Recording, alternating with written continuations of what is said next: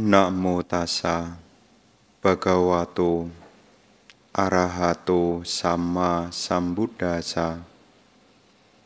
Namo tassa bhagavato arahato sama sambuddhassa. Namo tassa bhagavato arahato sama sambuddhassa. Ako jimang awadimang ajinimang ahasime ye catang upanayati werang tesang nak samati. Barang siapa yang menyimpan dendam dengan berpikir, ia mengumpatku, ia memukulku, ia mengalahkanku, ia mengambil barangku. Dengan berpikir demikian, maka kebencian tidak akan pernah redam.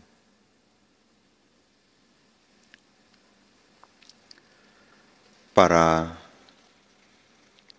Bapak dan Ibu, saudara-saudari sekalian,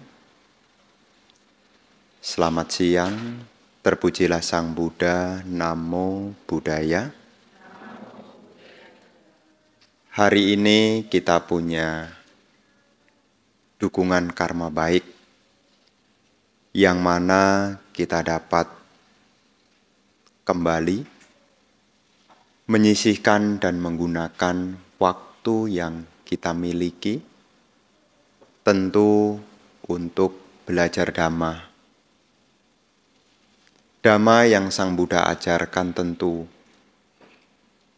sangatlah berguna di dalam kehidupan.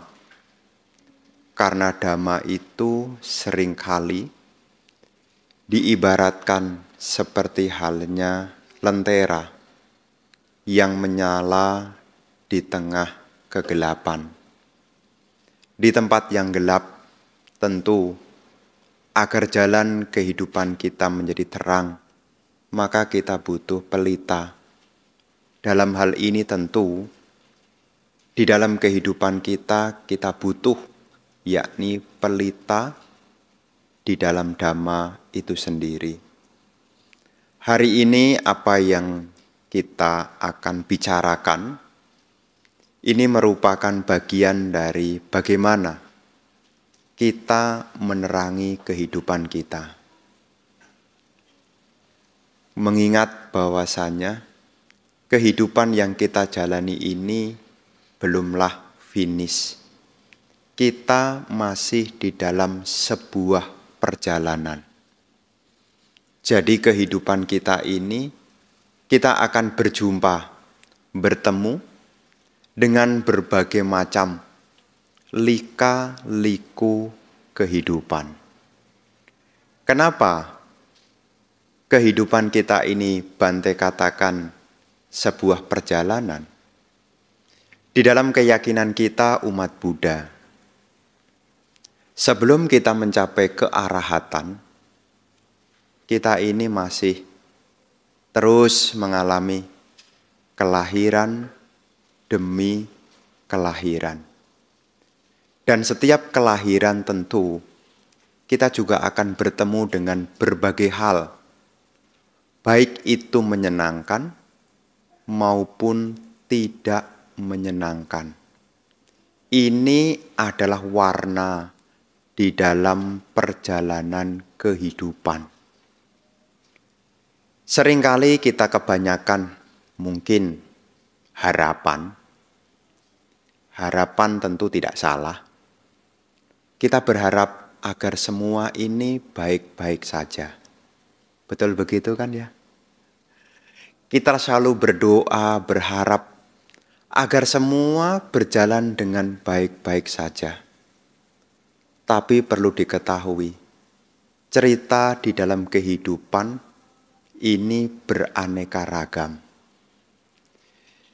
Bante seringkali bertemu dengan umat dan juga tidak jarang menanyakan kabar. Bagaimana kabarnya?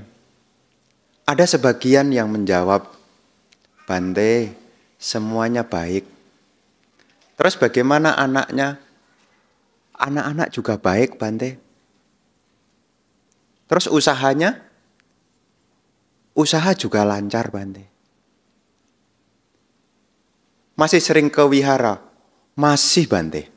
Malah sekarang tambah rajin meditasi juga loh, Bante.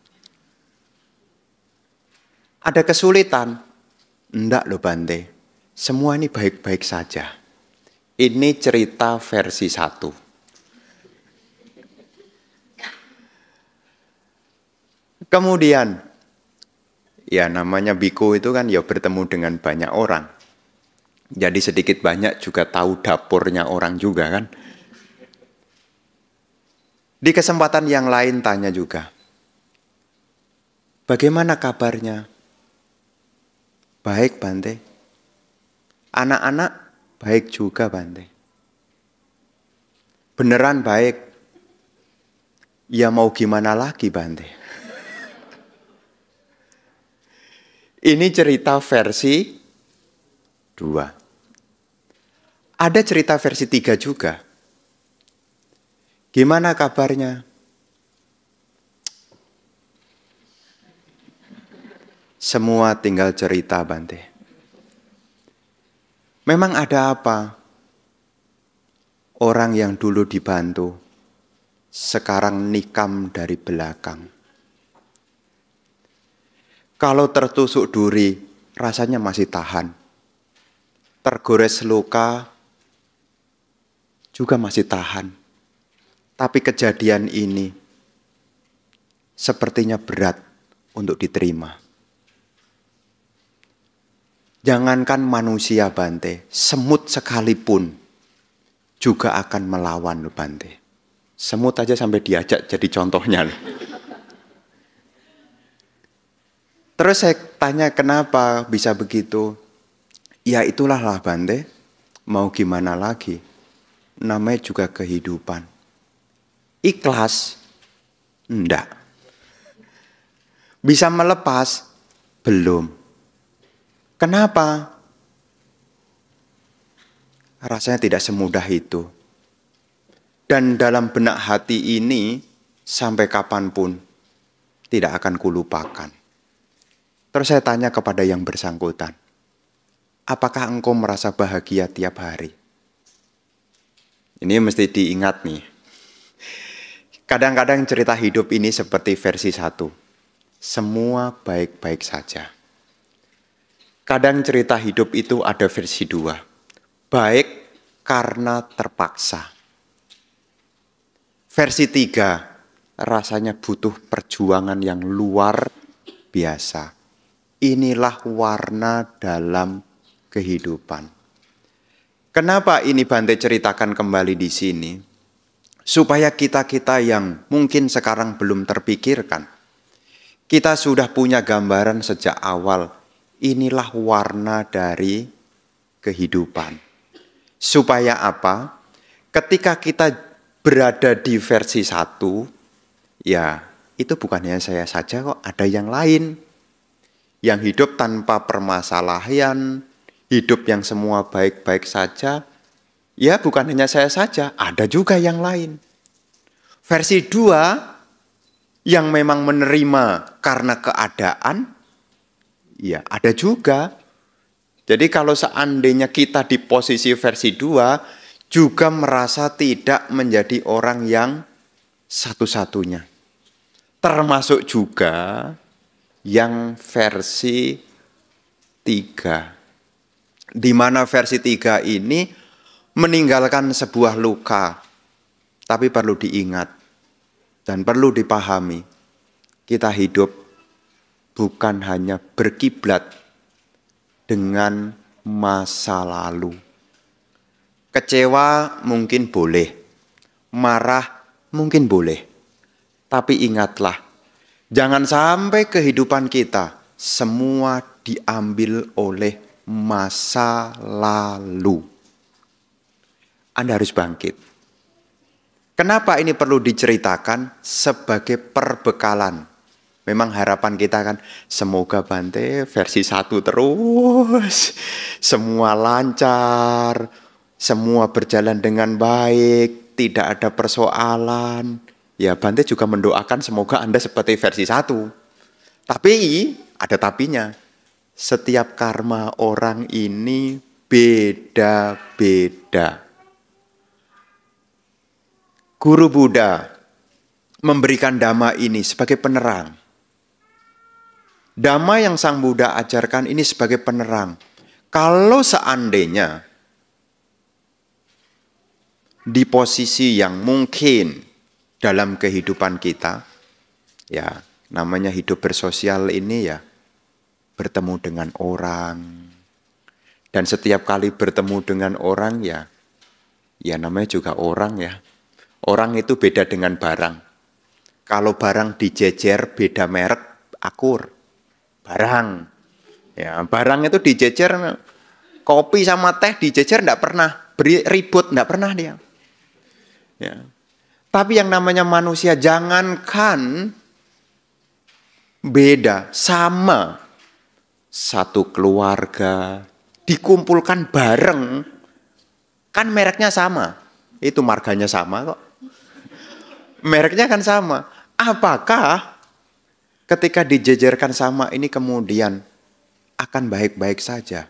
Harapan sih begitu. Tapi tidak jarang kok ada yang bilang, saya sama saudara itu rasanya jauh. Tapi kalau sama teman rasanya dekat. Kok bisa? Itulah warna kehidupan. Mesti diingat dan disadari, kalaupun dalam kehidupan kita ada hal yang kurang berkenan, mungkin menjadi ganjalan di dalam kehidupan kita. Sesuai tema yang akan dibahas hari ini. Jangan menoleh ke belakang dengan kemarahan. Kenapa menoleh ke belakang?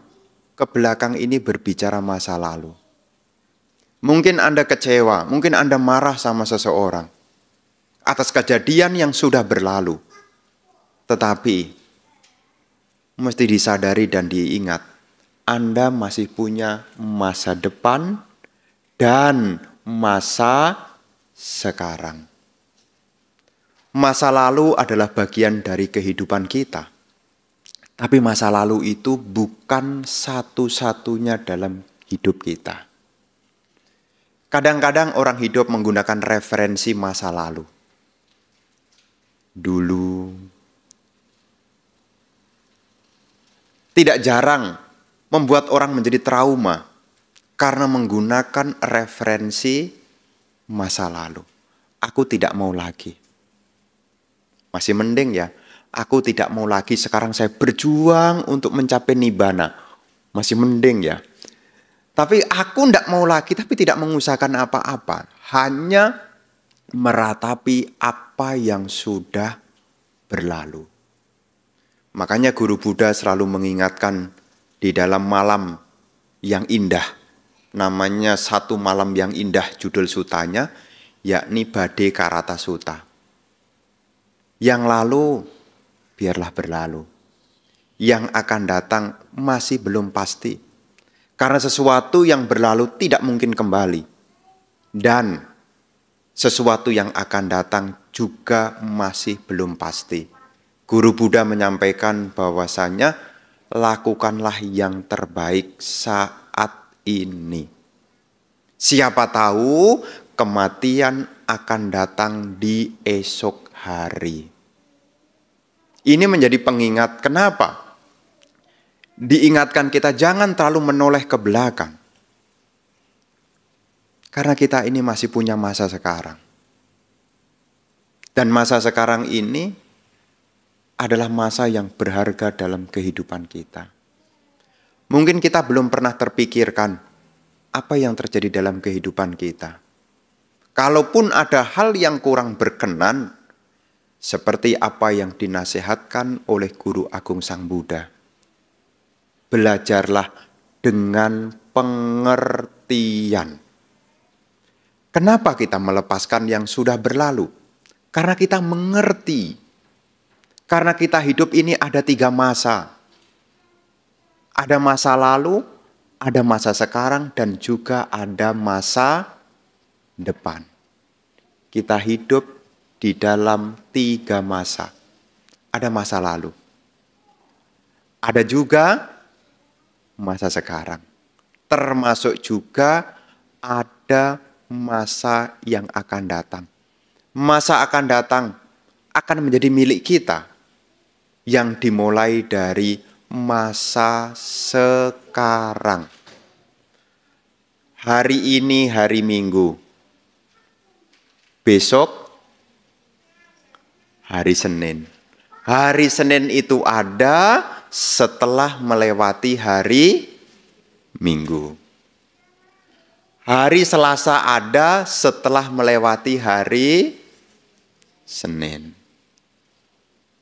Masa depan itu ada dimulai dari sekarang.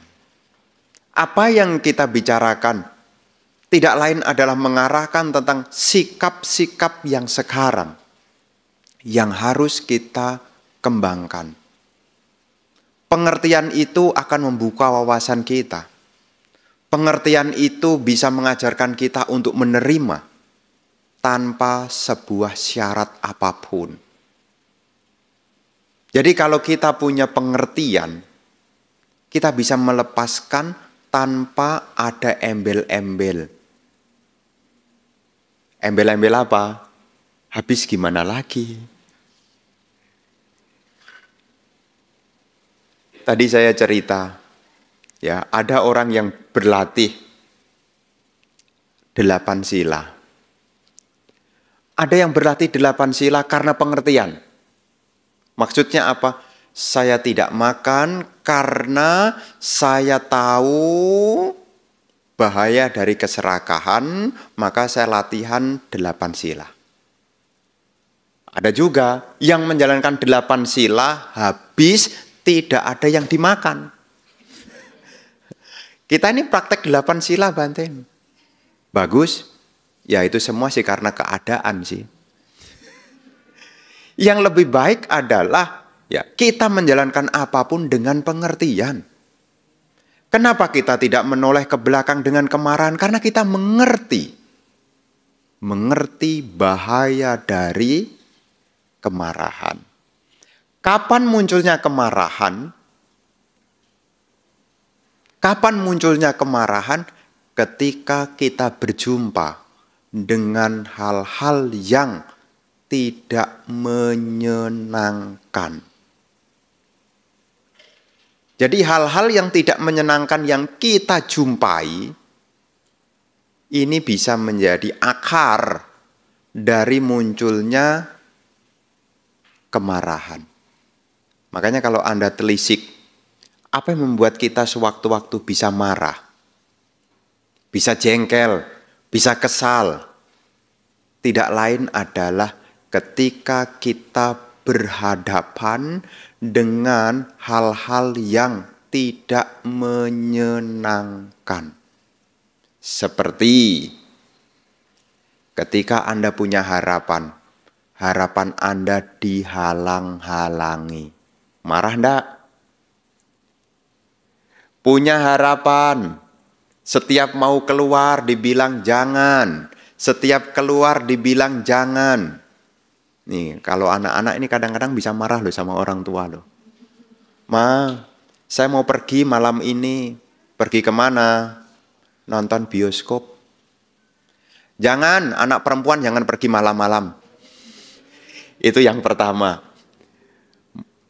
Nah, tapi kan ada temennya. Nggak boleh.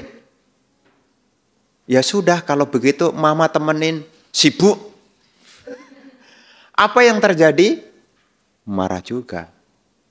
Ketika kita punya harapan, harapan yang kita ingin capai dihalang-halangi, dihalang-halangi, kita bisa marah. Yang kedua, kita bisa marah karena apa? Karena persaingan. Nih di dunia kerja nih. Ya, Anda bisa marah, bahkan ada sampai Ya sampai apa ya, nusuk ke hati. Saya punya rekan kerja ini, bikin jengkel. Kenapa? Dia pandai sekali jilat muka. Ya. Jadi dia pandai sekali cari muka. Loh memang kenapa? Iya dia dapat promosi-promosi terus karena dia pandai. Pandai cari muka. Pandai jilat muka. Ada persaingan. Timbul kemarahan. Ada juga seseorang juga bisa marah karena adanya yakni tadi harapan tidak tercapai, 2 persaingan, 3 karena diserang. Dia menghinaku, dia memukulku, dia mengambil punyaku. Ya termasuk, ya kalau dalam bahasa muda-mudi, dia memberi PHP padaku. Marah juga. Karena memang di dalam kehidupan yang kita jalani, inilah warna yang harus kita mengerti. Ada pemicunya. Kemarahan itu muncul oleh hal-hal yang tidak kita inginkan. Maka sewaktu-waktu kita ini bisa marah loh. Meskipun kelihatannya baik-baik saja. Ketemu Bante, namo budaya Bante. Enggak kelihatan, taringnya belum kelihatan. Nanti kalau ketemu dengan hal yang tidak disukai, baru kelihatan tuh. Ya, apakah benar-benar kita sama dengan sebelumnya? Karena kemarahan ini sewaktu-waktu bisa muncul dalam diri kita. Ketika kita dihadapkan oleh hal-hal yang tidak kita senangi. Apakah karena persaingan? Apakah karena diserang? Apakah karena tidak tercapai yang diharapkan? Sewaktu-waktu bisa muncul. Akar kemarahan ini bisa muncul. Selama seseorang belum mencapai, saya katakan, belum mencapai anagami ini, ya, belum mencapai anagami, bibit biapada itu masih ada. Apalagi kita-kita yang masih putu jana. Ya, apalagi kita-kita yang masih putu jana. Sewaktu-waktu ini bisa muncul. Tapi sebagai umat Buddha, pengertian itu perlu kita miliki. Supaya apa? Supaya kita bisa memahami minimal lah bahaya dari kemarahan. Dan jangan sampai kita dipancing-pancing oleh masa lalu. Orang ini kan aneh ya. Kita yang termasuk orang-orang yang aneh loh. Nggak ngapa-ngapain, sudah berlalu, diingat-ingat loh. Masih mending ya, ngingat-ingat yang bagus itu masih mending ya. Ingat-ingat yang tidak bermanfaat. Dia menyakitiku. Kapan? Seminggu yang lalu. Dia menghinaku. Kapan? 2 tahun yang lalu.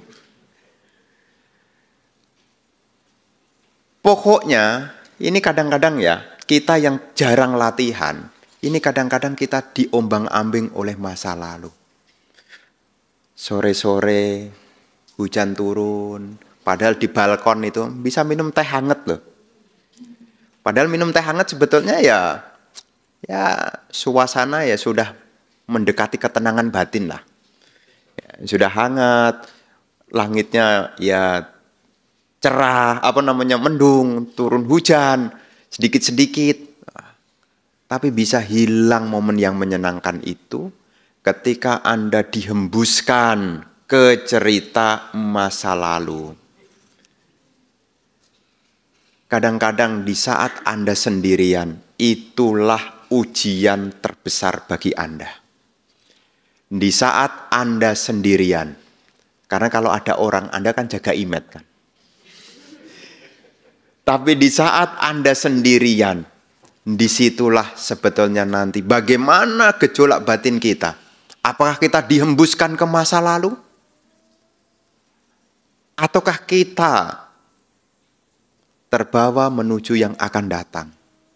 Karena permainan pikiran ini kalau bukan ke masa lalu, ke masa depan. Ini pikiran nih. Ya, apalagi maaf kata ya. Kalau masih muda nih, cerita masa depan. Nanti, kalau masih muda. Tapi perlu diingat, suatu saat kita bakal tua. Dan kalau sudah tua, ceritanya bukan nanti. Karena kalau nanti dia tidak harapkan. Kalau sudah tua, nanti akan berkelana dulu. Kita ini bakal tua, termasuk yang sekarang sudah tua-tua nih. Hati-hati nih, ya. Jangan sampai dibuat marah oleh masa lalu. Karena cerita orang tua itu selalu mengutip dulu. Dulu. Makanya kalau kita ketemu oma, emak itu, dulu ya. Dulu ya gitu. Ya, kalau dulu itu menyenangkan, mungkin dia merasa bangga ya. Sangat berarti kehidupan saya. Kalau dulu dia menceritakan pengalaman yang baik-baik. Tapi kalau masa lalu yang dulu tidak menyenangkan, dia akan menularkan kesedihan, kekecewaan di generasi yang sekarang. Bahkan generasi sekarang tidak tahu apa-apa, diajak-ajak juga. Buktinya apa? Dulu. Ya, kadang-kadang kita punya emak, punya engkong gitu kan. Dulu diingatkan, kita belum mulai aja dia udah nakut-nakutin. Dulu. Ya masih mending ya kalau dia menceritakan semacam spirit semangat ya. Tapi kadang-kadang yang diceritakan adalah bayang-bayang yang tidak menyenangkan. Ya kita harus menyadari, ya ini yang generasi muda. Kenapa Bante sampaikan ini? Supaya Anda bisa menerima. Kok setiap kali ketemu engkong, kok bilangnya dulu, terus apa jangan-jangan engkong tidak bisa melepas masa lalu ya? Kok dulu, ya perlu dimengerti, suatu saat ketika kita juga tua, kita juga akan berbicara dulu. Maka sebelum kita bercerita tentang dulu, kita harus punya pengertian, yakni yang lalu biarlah berlalu. Ya setiap orang punya cerita. Dan cerita hidup saya pikir semuanya sama kok. Ya. Cerita hidup semuanya sama saya pikir. Lagu hidup kan dua. Kalau tidak susah ya senang. Susah senang. Menangis tertawa itu kan cerita hidup. Mendapat kehilangan itu kan cerita hidup. Jadi dalam kehidupan ini kumpul ya bisa. Itu kan cerita hidup. Dan ini bukan hanya satu-satunya kita. Semua orang akan punya cerita yang sama. Hanya nunggu timingnya, waktunya. Kita harus siap-siap. Mendapat, akan ada waktunya. Mendapat itu ada waktunya. Kehilangan, ada waktunya. Meskipun kita mengatakan Bante, semoga tidak kehilangan ya Bante. Nggak bisa. Nggak bisa. Karena meskipun tidak pakai semoga sekalipun, ya, dia pasti datang kok.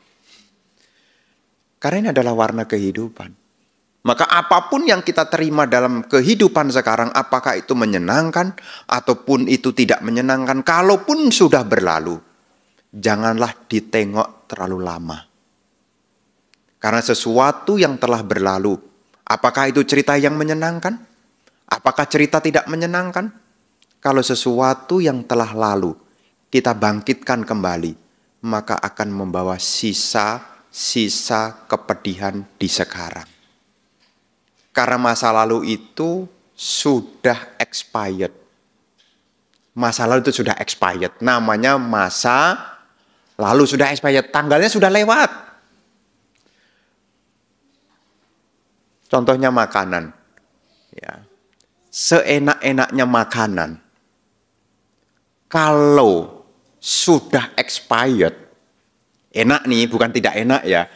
Seenak-enaknya makanan, kalau sudah expired, cobalah dimakan. Enak loh ini loh. Tapi sudah expired. Apa yang terjadi?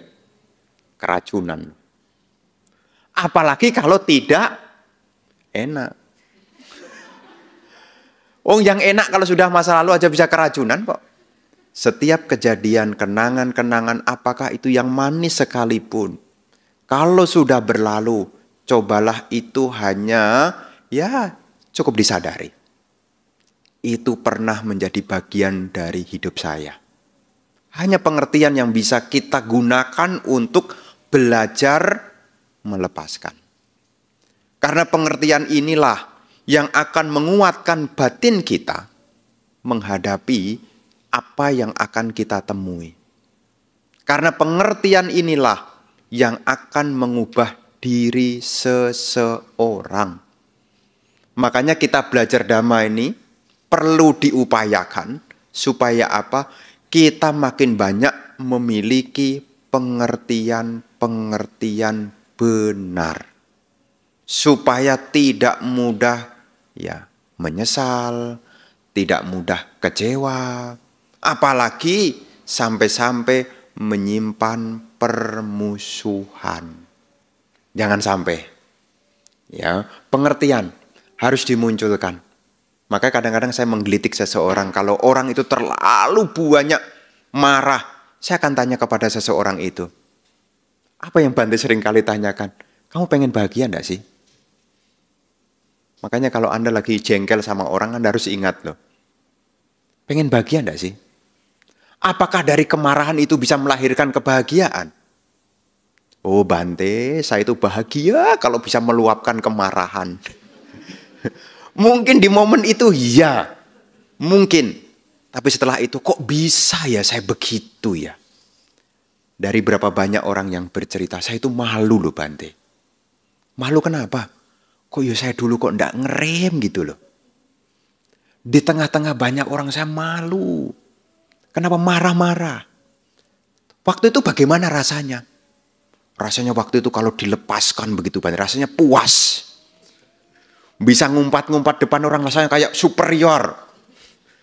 Tapi setelah berlalu Bante, saya baru ingat loh. Kayak orang kurang waras loh Bante. Ini harus Anda miliki, pengertian ini harus Anda miliki. Pengertian apa? Anda harus ingat, apakah Anda pengen bahagia atau tidak? Karena kalau Anda sudah melewati sebuah luka yaitu bikin malu, ke depan Anda jadi ya menjadi inferior, menjadi tidak berdaya lagi. Makanya pengertian-pengertian harus kita pahami dari sekarang. Jangan sampai karena dipancing oleh keadaan, sampai-sampai kita kehilangan daya kewarasan. Jangan sampai. Jangan sampai kita karena dipancing, ya, karena distimulus oleh hal-hal yang tidak menyenangkan, Anda harus menyikapinya dengan pengertian. Salah satunya, kalau seandainya pengertian dhamma itu belum muncul, saat itu belum muncul pengertian sebab akibat belum muncul, minimal lah, Anda bisa tahan napas sebentar. Syukur-syukur lebih lama sedikit. Tarik napas Anda. Ya, nanti Anda di lingkungan kerja, mungkin Anda akan ketemu dengan atasan, yang mungkin atasan itu bikin telinga ini selalu hangat. Oh, setiap kali omongannya hangat terus. Tapi kalau sampai Anda tidak punya penahanan diri, hal yang sepele menimbulkan masalah besar. Ya, kan namanya juga orang muda ini kadang-kadang, ya dengan alasan apapun, ya seperti tadi saya bilang, ya jangankan manusia Bante, semut sekalipun kalau diperlakukan begitu juga akan membalas. Membuat perumpamaan yang tidak balance. Dirinya dengan semut. Ya, supaya apa? Diterima. Supaya dianggap bahwasanya kemarahan ini adalah kewajaran. Kadang-kadang kita membuat sebuah, ya logika lah. Kadang-kadang kalau begitu kadang-kadang juga ngajak-ngajak juga loh. Coba Bante bayangkan. Ya. Jadi setelah dia cerita tentang yang dialami, dia juga ngajak-ngajak juga. Coba Bante bayangkan coba kalau diperlakukan begitu. Gimana coba? Ya, saya kan punya pengertian. Ya, saya kan punya pengertian. Ya, ndak begitu juga kali. Meskipun begitu, kan kamu juga punya masa depan. Kalau sampai kamu tidak bisa ngontrol diri, apa ndak bahaya untuk dirimu? Tapi kan begini-begini, Bante. Ya memang, mau gimana lagi? Pengertian ini akan membuka kita, supaya kita tahu inilah resiko dalam kehidupan. Ada hal-hal begini. Setiap kali Anda berhubungan dengan orang itu pasti ada begitu kok. Siapa yang bisa membahagiakan Anda selamanya? Kalau saya tanya, siapa yang bisa membahagiakan Anda selamanya? Siapa? Cuma satu kok, pengertian benar Anda. Kalau Anda tidak punya pengertian benar, jangankan orang lain bisa bahagiakan Anda. Wong Anda sendiri aja tidak bisa bahagiakan Anda kok. Kalau tidak punya pengertian yang benar. Makanya kita belajar damai supaya apa? Punya pengertian benar. Minimal lah. Kalau seandainya kita saat itu tidak ingat dhamma, minimal kita bisa menenangkan diri kita. Tarik napaslah sebentar. Ya, tapi tidak usah ngomong. Tidak usah ngomong misalnya sama atasannya yang tadi bikin telinga panas. Bentar Pak, saya tarik napas dulu Pak. Tidak usah ya, tidak usah. Ya, tarik napas. Ini sebagai apa? Ya ini adalah upaya. Karena kalau kita bisa mengolah kita punya nafas, cara berpikir kita ini akan jernih. Karena menurut yang disampaikan oleh salah seorang yang pernah Bante temui, bahwasanya kalau nafas ini agak panjang, sirkulasi darah ke otak lebih banyak. Makanya bisa mikir. Jadi kalau Anda tidak bisa mikir, berarti Anda mesti tarik napas. Supaya Anda bisa mikir. Jadi pengertian-pengertian ini akan membantu kita. Dan sebagai umat Buddha tentu, ya yang menjadi ciri khas dari ajaran Sang Buddha ini kan mengerti tentang sebab akibat itu loh. Sebelum kita bertindak, kita harus mengerti tentang sebab akibat. Ada enggak Bante orang yang tidak mengerti sebab akibat? Ada. Bahaya enggak Bante? Kalau seseorang itu tidak mengerti sebab akibat, bahaya sekali. Makanya di dalam Samyutta Nikaya dikatakan, keyakinan adalah kekayaan yang berharga. Kenapa dikatakan keyakinan ini sebagai kekayaan yang berharga? Karena akan menutupi kekurangan. Namanya kekayaan kan menutupi kekurangan kan? Anda kalau jadi orang kaya, Anda tidak kelihatan kurangnya loh. Benar enggak? Anda kalau jadi orang kaya, Anda tidak akan kelihatan kurangnya. Nanti tanya sama orang yang kaya-kaya itu loh. Ya, dia kurang apa ditutupin, kurang apa ditutupin, kurang apa ditutupin. Kenapa? Karena punya kekayaan. Di dalam Dhamma dikatakan bahwa keyakinan adalah kekayaan yang berharga. Kenapa? Karena dari keyakinan mengerti tentang sebab akibat, ini akan mengubah diri seseorang. Makanya keyakinan itu adalah kekayaan yang berharga. Minimal lah jadi umat Buddha. Selalu ingat tentang sebab akibat. Sebelum kita melakukan sesuatu minimal, kita sudah punya pengertian. Yakni sebab akibat. Karena ada orang yang karena terbawa emosi, dia tidak berpikir akibatnya. Di Indonesia, belakangan ini ada berita yang viral. Berita apa Bante? Banyak sekali kan berita viralnya. Berita yang mana Bante? Ada seorang anak remaja yang berantem gara-gara menerima pesan messenger dari pacarnya. Dia tidak bisa nahan diri, dia pukul, dia tendang, anaknya koma. Dan ternyata dari kejadian itu membawa masalah yang besar. Termasuk juga membawa masalah untuk orang tuanya. Kenapa? Karena tidak mengerti. Akibatnya nanti bagaimana? Karena luapan emosi. Ini mesti diingat nih. Luapan emosi. Jangan sampai dari luapan emosi, Anda kehilangan daya nalarnya. Karena seseorang itu bisa terprovokasi oleh emosi. Kalau emosi bahagia sih tidak masalah ya. Emosi kemarahan. Karena namanya emosi itu tidak pakai mikir. Pernah enggak Anda mikir kalau emosi? Saya rasanya mau marah dah. Itu belum marah itu. Belum marah itu karena masih mikir, ya. Rasanya saya mau marah nih. Justru kalau Anda bisa mengatakan begitu loh, Anda malah enggak jadi marah loh. Rasanya saya mau marah karena masih ada rasanya. Ini kan my yes, my no. Bisa iya, bisa tidak. Makanya kalau Anda marah, rasanya saya mau marah nih. Apalagi sempat ngomong ke Bante, Bante rasanya saya mau marah ya Bante.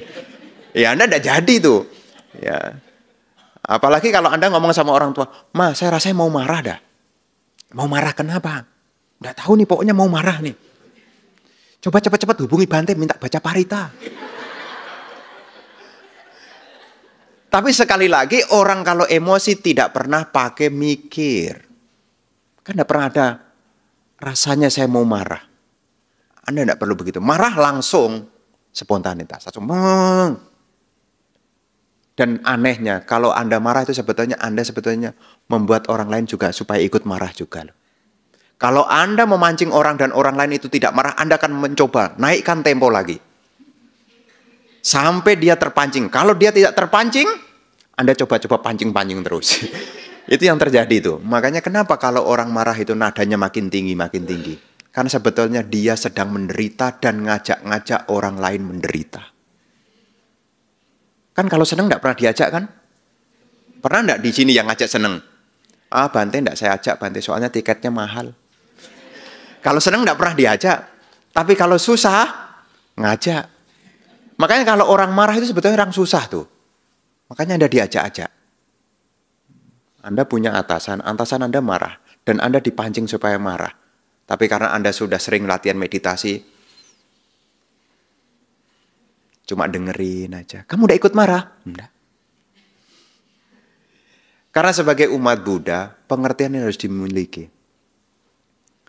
Jadi sebelum kita marah, kita harus sempat menyadari.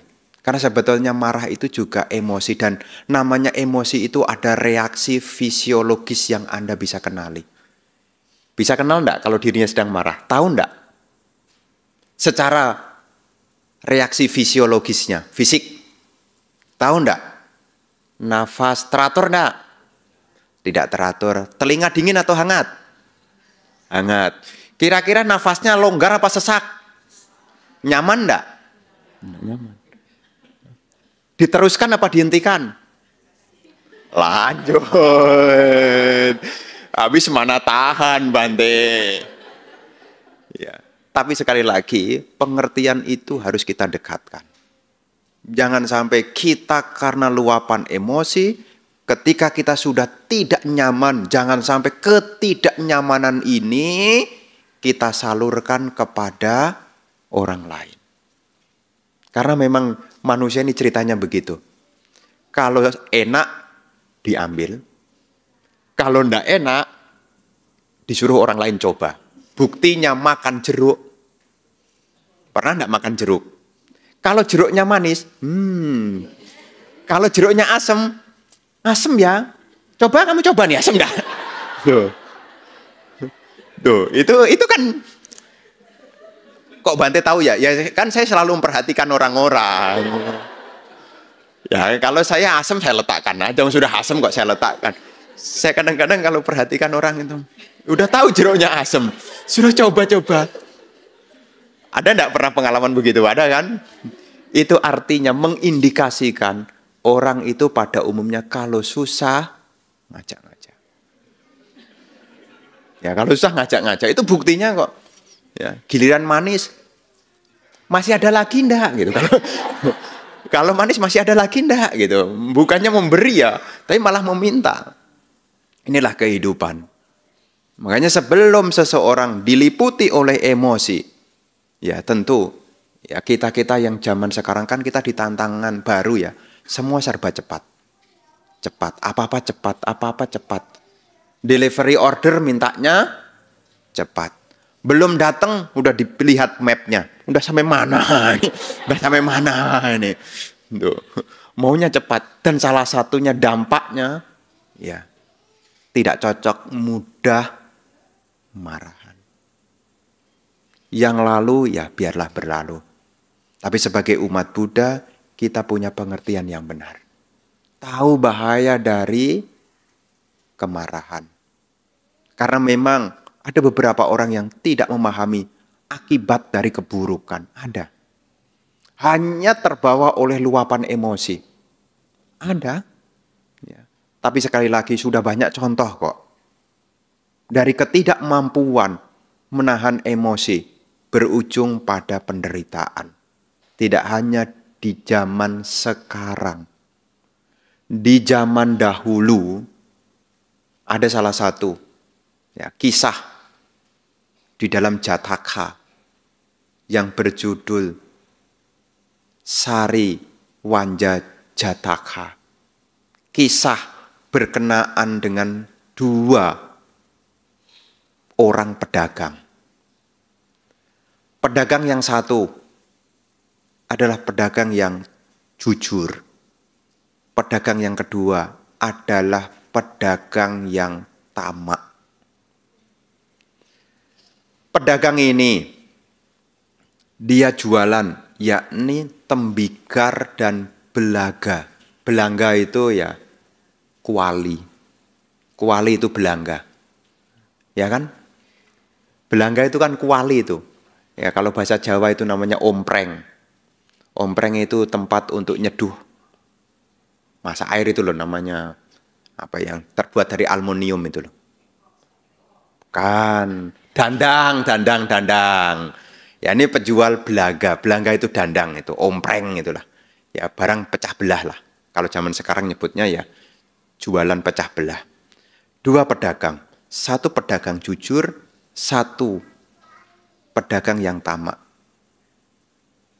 Dikisahkan di dalam Jataka itu.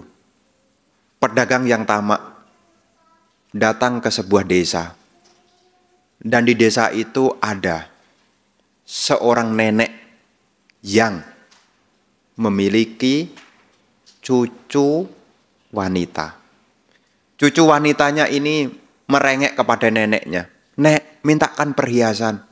Minta belikan perhiasan. Minta belikan perhiasan. Neneknya bilang apa? Dari mana? Kita ini orang miskin. Dari mana? Bisa beli perhiasan. Tapi nenek yang miskin ini dia punya ya semacam mangkuk terbuat dari emas. Tapi karena jarang dipakai warnanya kelam tidak kelihatan kalau ini mengandung emas. Nah, ada rombongan pedagang itu. Nenek ini menyampaikan panci dijual, panci dijual, panci dijual. Nah, pedagang yang tamak melihat panci ini. Dia jaret, wih banyak emas loh. Tetapi dia meresponnya dengan mengatakan, panci ini mana laku, 1 sen pun aja tidak laku. Dia lempar ke lantai. Dan dia pergi berlalu. Datanglah pedagang yang kedua. Setelah mengetahui nenek yang mengatakan panci dijual, panci dijual. Pedagang ini melihat, wih. Karena pedagang ini jujur, dia mengatakan apa? Oh, ini nilainya ini 1000 keping emas. Aku tidak sanggup membelinya. Terus nenek ini bilang apa? Ya sudah bayarlah sesuai dengan apa yang kamu punya. Pedagang yang jujur mengatakan bahwasanya, aku hanya punya 500 keping emas. Dan nenek itu menerima. Pedagang yang tamak tadi datang kembali. Ternyata pedagang yang jujur itu sudah membawa mangkok emasnya itu pergi menjauh. Setelah datang, pedagang yang tamak ini merasa marah. Itu mestinya milikku, kenapa diambil? Dan dia bertanya, siapa yang membelinya? Sudah pergi. Dia tidak terima. Dan dia mengejar. Ternyata pedagang yang tadi sudah membelinya menyeberangi sungai. Dari tepi sungai, pedagang yang tamak mengatakan, kembali, sini kembali. Tapi pedagang yang jujur tidak mengabaikan jalan terus. Karena marah saat itu, ini hati-hati nih. Marah saat itu, jantungnya pecah, meninggal. Akibat dari kemarahan. Dan disampaikan, itulah asal muasal. Pedagang yang tamak adalah Dewadatta. Itulah awal permusuhan. Nanti kalau Anda benci sama orang, sampai kapanpun, aku tidak akan maafkan. Nanti ketemu lagi loh. Ketemu lagi loh. Ya, jadi di sini Ibu Bapak, kita harus tahu bahaya dari kemarahan. Kadang-kadang, ya karena luapan kemarahan kita mengumpat, ingatlah. Apa yang kita umpatkan kalau kita sedang marah, kira-kira kalimatnya menyenangkan atau tidak menyenangkan? Kalau marah, hi cantiknya. Nggak ada kan? Ketika kita marah, kita sebut nama-nama. Nama-nama. Ya.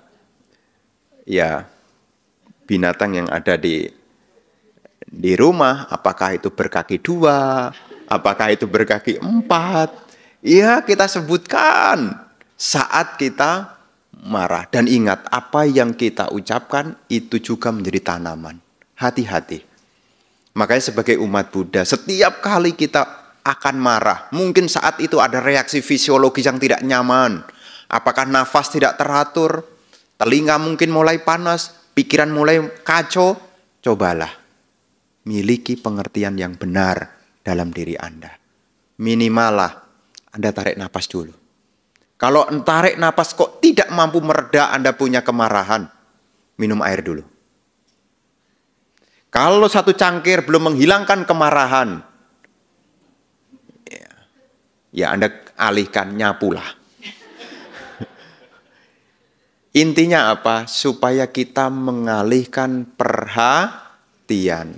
Karena kadang-kadang di situ, kadang-kadang kita juga harus berlaku bijak. Jangan sampai kita terbawa oleh keadaan. Apalagi kalau kita menengok mundur terus, makin marah. Marahnya tidak berkurang kalau tidak punya pengertian. Makin jadi. Dan ini bahaya bagi diri kita. Karena tidak ada yang bisa membuat kita bahagia selain pengertian benar dalam diri kita. Karena pengertian benar inilah yang akan mengubah diri kita. Minimal kita mengerti sebab akibat. Apa akibat buruknya jika saya melakukan ini? Jangan sampai karena emosi kita lupa pada kebaikan demi kebaikan. Karena kadang-kadang kalau sedang marah, kita tidak lihat kebaikan orang.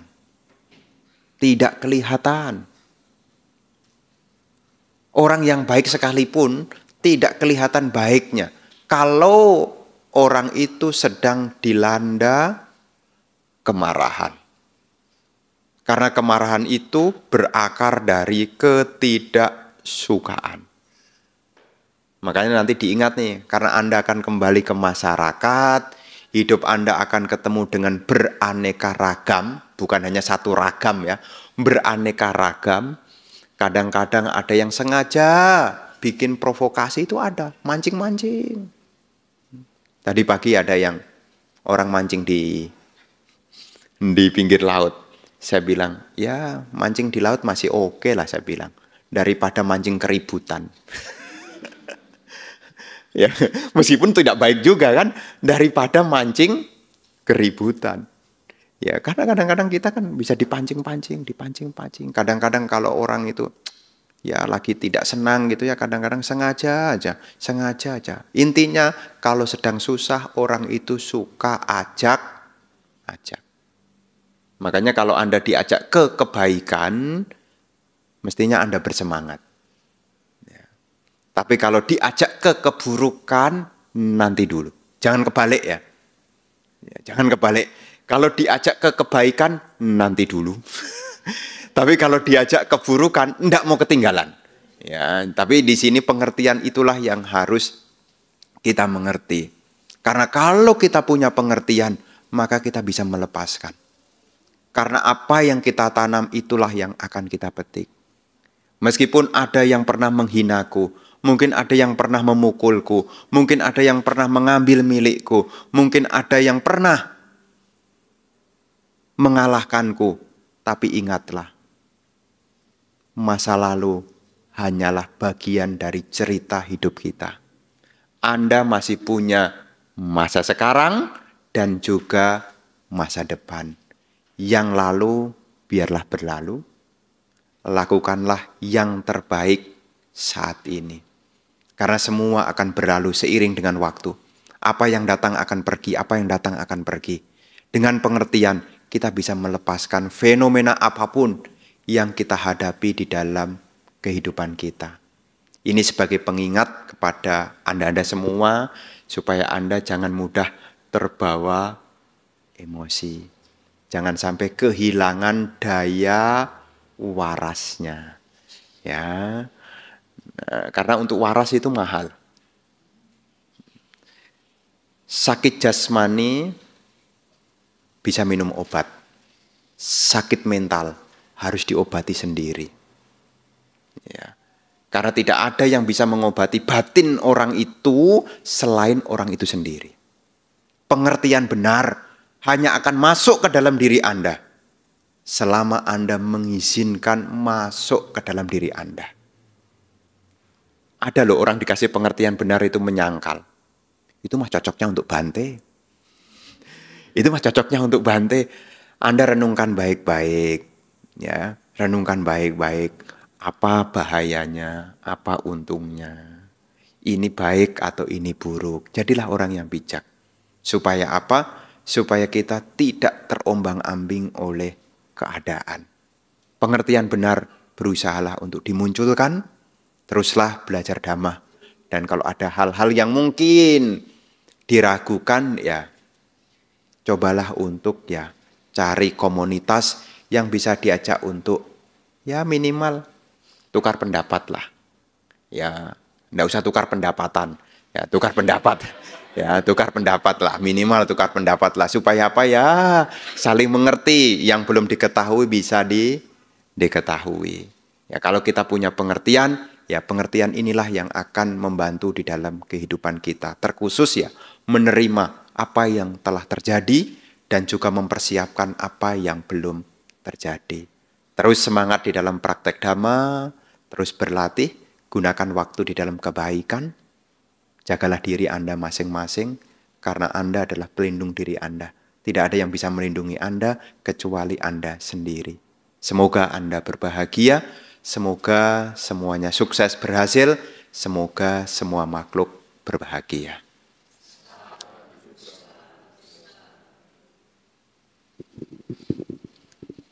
Ya, mungkin dari teman-teman ada yang mau bertanya, bisa tunjuk tangan. Atau yang kebiasaan kasih pertanyaan lewat YouTube, boleh buka YouTube, terus taruh di komen juga.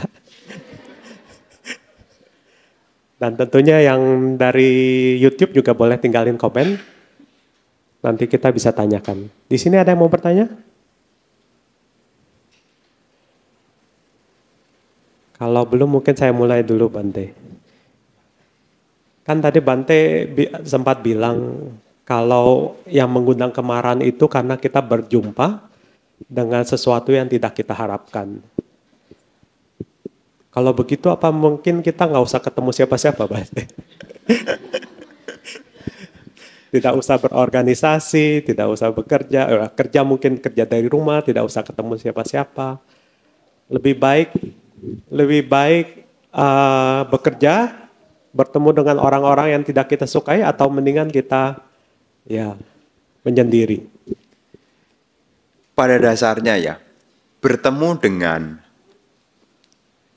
dengan hal-hal yang tidak disukai. Kata bertemu ini tidak hanya mengacu kepada orang lain, tapi berhadapan dengan diri sendiri pun itu juga bisa memicu kemarahan loh. Contohnya apa? Kalau sakit tidak sembuh-sembuh. Sakit tidak sembuh-sembuh. Ya, saya pernah ketemu orang itu. Setiap kali ketemu dia selalu bilang, kenapa dipukul-pukul? Ini kaki ini loh. Kalau bisa ditinggal, saya tinggal di rumah. Loh, itu bukan bertemu dengan orang loh. Bertemu dengan realita. Apa realitanya? Ketidaknyamanan. Dia ngomong terus terang loh. Kalau kaki ini bisa ditinggal Bante, saya tinggal di rumah. Kenapa? Diajak naik tangga aja susahnya bukan main. Loh, itu padahal kakinya sendiri loh. Coba kalau kakinya orang. Walaupun udah dibanting beneran loh. Ya. Jadi sehubungan dengan bertemu ini tidak hanya mengacu orang lain. Termasuk ya kita punya kesehatan. Kalau kesehatan menurun, apakah kita siap menerima baik-baik saja? Sudah diobati, sudah ke sinse ini, sinse itu, kok tidak kunjung sembuh, sudah diperiksa ini, sudah diperiksa itu, tidak sembuh-sembuh. Sembuhnya malah tidak. Yang berkurang malah tabungannya. Ya. Jadinya bagaimana? Ya marah juga. Ya, jadi di sini, ya bukan hanya bertemu ini mengacu kepada orang, termasuk ya realita yang kita hadapi ini loh. Ya, realita yang kita hadapi. Loh ada loh orang marah itu dengan pikirannya sendiri loh. Ada loh. Apa itu? Untuk orang-orang jenis pelupa. Itu kepalanya dipukul sendiri loh. Mungkin belum pernah ketemu ya. Saya kan ketemu orang, ceritanya kan dia dana makan. Sebelum dana makan, saya kan kasih anumodana. Dia duduk, tiba-tiba kepalanya itu dikampleng. Saya tanya, kenapa kepalanya dipukul? Ini pikiran berpikir buruk nih. Pikiran berpikir buruk tapi kepalanya dipukul. Saya pikir-pikir jangan-jangan dia yang tidak waras ini. Loh ada loh kejadian begitu. Bukannya ini tidak ada. Terus saya bilang jangan begitu. Nanti kalau terlalu kenceng, nanti kalau di dalam rusak kan parah nanti. Bukan pikiran buruk. Hilang. Pikiran waras yang hilang. Itu ada itu. Nggak tahu siapa yang ngajarin. Ya, saya nggak tahu siapa yang ngajarin. Pokoknya kalau wah, jadi orang di sebelahnya pada jauh. Karena dia takut dirinya yang akan ditapok gitu. Ada itu. Ya saya tidak sebut nama. Ya, saya tidak sebut nama karena ini ada. Ya, udah dicoba dikasih pengertian. Ya, ada yang begitu. Apakah ini bentuk karma lampau yang berbuah? Dulu dia suka mukulin orang yang tidak bersalah. Sehingga sekarang dia punya kecenderungan untuk diri sendiri. Yo ada loh. Termasuk juga ada orang yang coba-coba. Dia merasa bahagia kalau dia bisa gores-gores. Apa sadisme atau apa itu. Ya, ada gitu. Dia merasa bahagia. Ini kan kenapa? Ada sesuatu yang tidak menyenangkan. Ada jenis-jenis begitu. Makanya di sini ya tidak hanya mengacu kepada orang lain, tapi juga termasuk kita menerima fisik kita ini loh. Ya, fisik kita ini sewaktu-waktu bisa berubah dengan berjalannya waktu. Bisa enggak kita sabar dengan fisik? Bisa enggak ketika jalan pelan-pelan nanti di usia tua bisa mengatakan, ya maklum lah karena sering dipakai kok ya. Kalau dulu kecepatannya tinggi sekarang slow ya wajar lah. Ya, karena dulu sudah sering dipakai, bisa enggak? Bisa menerima enggak? Misalnya batuk, enggak sembuh-sembuh, ya enggak apa-apa, minum air. Ya, bisa enggak menerima? Karena ini juga hal yang memang harus dihadapi. Karena kadang-kadang juga ada orang yang marah dengan bukan orang lain, jasmaninya. jasmaninya. Ada. Ada juga. Awalnya marah sama jasmaninya, kemudian ngerembet marah sama orang. Ada. Ini ada cerita nih. Ya, cerita, tapi tidak boleh nyebut nama. Ya, kita kan tidak boleh gosip. Ya, hanya cerita tentang orang aja. Ya, jadi ada orang, dia mengalami khawatir berlebihan. Terus dia datang ke psikiater. Itu wajar enggak? Wajar. Setelah datang ke psikiater, dia dikasih obat penenang. Setelah dikasih obat penenang, dia awalnya baik-baik saja. Lama-lama dia merasa tegang. Tegang. Setelah didiagnosis ke dokter yang lain, oh kamu kebanyakan minum obat penenang. Dia mulai menyalahkan. Itu dokter sebelumnya sembarangan. Tuh, awalnya dia tidak senang dengan dirinya. Sekarang dia menjadi tidak senang sama dokternya. Dia datang. Saya ajarin meditasi cinta kasih. Udah saya ajarin meditasi cinta kasih. Belum lama pulang. Jangan-jangan dia juga tidak senang dengan saya.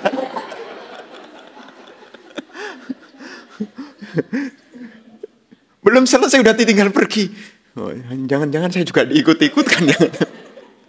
Loh ya ada gitu. Itu awalnya problem dengan dirinya, kemudian dia meminta petunjuk kepada yang lain, ternyata tidak beres, dia mendapat informasi menyalahkan orang lain, ya, diliputi kebencian, dia datang ke saya ajarin cinta kasih, tapi ternyata saya pun ditinggal pergi juga.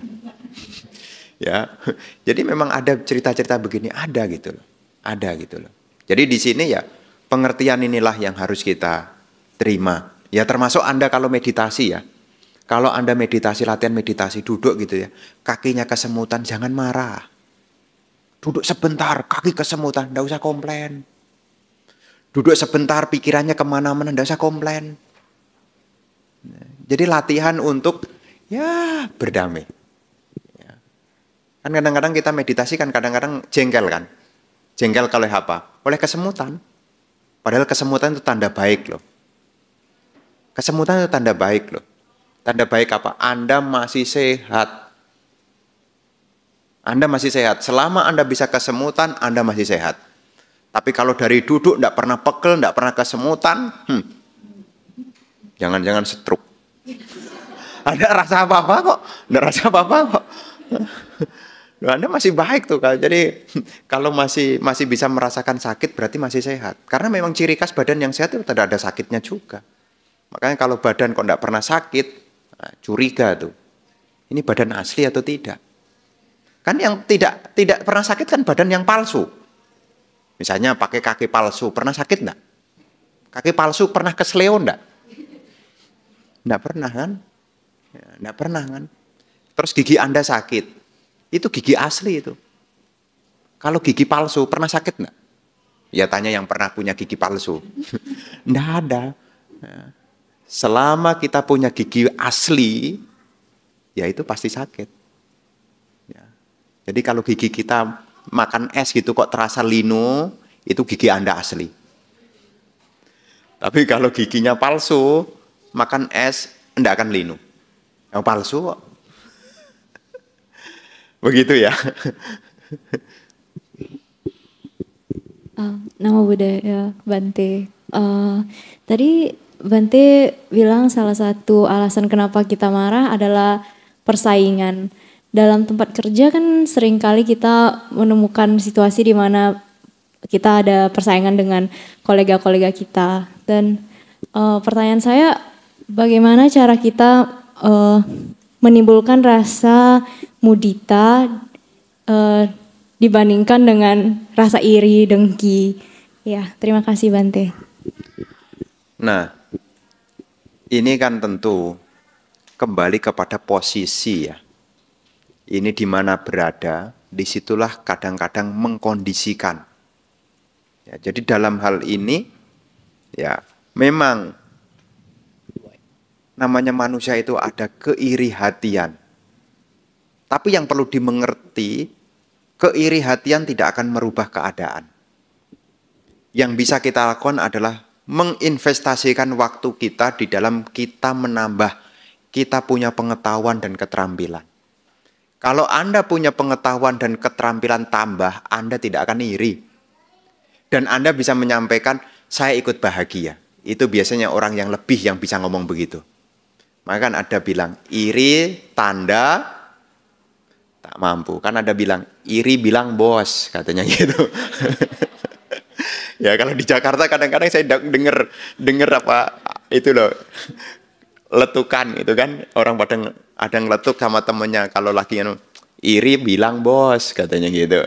Ya kalau bilang ya enggak jadi iri. Ya enggak jadi iri. Jadi kalau memang di tempat ya kita berada mungkin ada persaingan yang mungkin ya kita anggap rasanya tidak fair, ya kita tidak perlu menjelekkan orang lain. Ya, tidak perlu menjelekkan orang lain. Yang perlu kita lakukan adalah bagaimana kita meningkatkan kita punya pengetahuan dan keterampilan. Karena dikatakan bahwasanya pengetahuan dan keterampilan ini adalah hal yang penting yang harus kita kembangkan dalam diri kita. Itu dalam Manggala Sutta ada tuh. Bahu sanca cak si panca. Jadi memiliki pengetahuan dan keterampilan itu dikatakan keberkahan.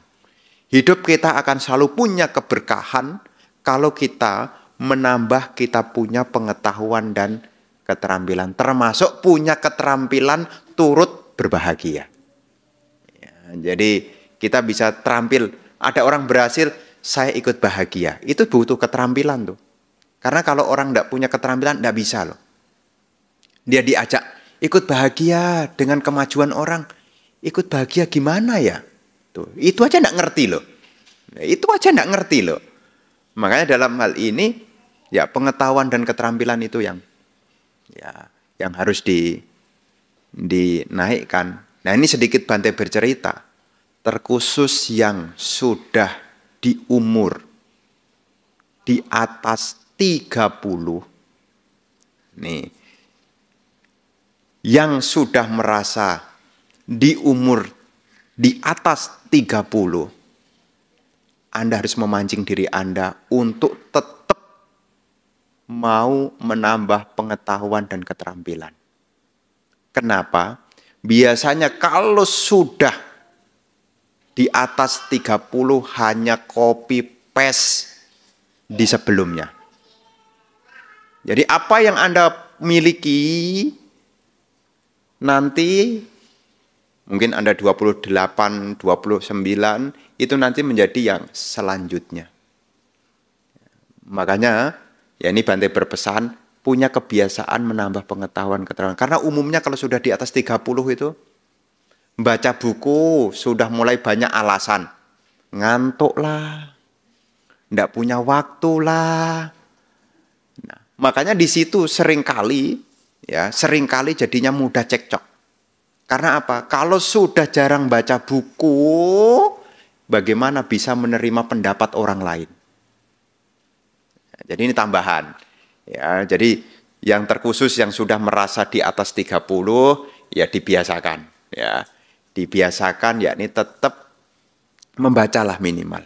Ya, tetap membaca. Pengetahuan. Ya, pengetahuan keterampilan.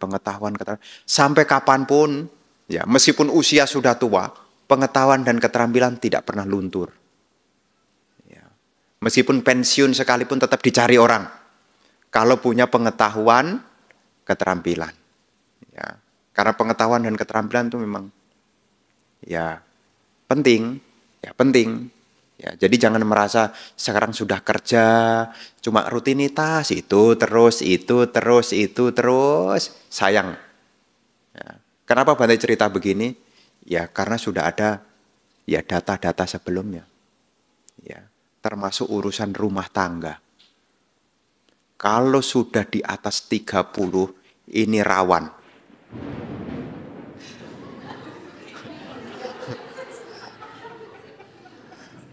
Loh benar, betul. Betul, memang rawan adu suara. Karena sudah tidak mau menambah pengetahuan. Ketika dia nikah di muda sampai umur 30 dia masih baik-baik saja. Kalau sudah kepala 3 menuju kepala 5, sudah tidak mau membaca, tidak mau menerima pendapat, hanya adu argumen. Tapi kalau semuanya mau membaca, andai kata ada perbedaan, kita sudah biasa pakai referensi. Jadi meskipun bukan kita yang berbicara, menurut Sokrates, kesabaran itu penting misalnya gitu. Jadi, oh iya betul juga. Nah, ini sering kali nih. Ini harus disadari, ya, dibiasakan ya. Jangan sampai kita merasa, saya udah kerja kok. Merasa yang sudah superior, sudah mengerti semuanya. Padahal kalau kita makin banyak belajar tuh kita malah makin banyak tidak ngerti loh. Saya sudah banyak belajar. Kok semua? Saya padahal saya sudah banyak belajar, kok masih banyak yang belum saya ngerti. Tapi kadangkala yang tidak belajar malah merasa lebih ngerti. Jadi kesimpulannya tetap belajar. Ya. Ya, jadi kesimpulannya tetap belajar. Jadi belajar itu sepanjang masa. Ya, karena sekolah itu bukan berhenti karena kita sudah bisa membaca. Ya, kadang-kadang kan jadi guyonan. Ya Bante kan kita sudah bisa baca. Lah untuk apa membaca lagi yang sudah bisa baca kok? Nah, padahal membaca itu adalah alat untuk menambah kita punya pengetahuan dan keterampilan. Termasuk kita juga terampil untuk turut berbahagia. Ya, begitu ya. Ya. Makasih Bante. Mungkin buat teman-teman kalau masih ada yang mau nanya, boleh nanti raise hand-nya. Sambil menunggu, bacain pertanyaan dari YouTube dulu ya. Jadi Bante ini ada pertanyaan dari YouTube. Yang pertama dari Desi Widya. Bante, kalau rasa rendah hati itu apakah bentuk kebencian juga bukan? Apa? Rasa rendah hati, rendah diri, apakah itu juga bentuk kebencian? Ya. Sebetulnya rendah diri itu muncul karena terlalu banyak melihat kekurangan. Jadi kita ini kalau terlalu banyak melihat kekurangan, karena kalau melihat kekurangan itu ada teorinya namanya self-esteem ya. Self-esteem itu kalau dalam psikologi namanya self-esteem, teori tentang harga diri.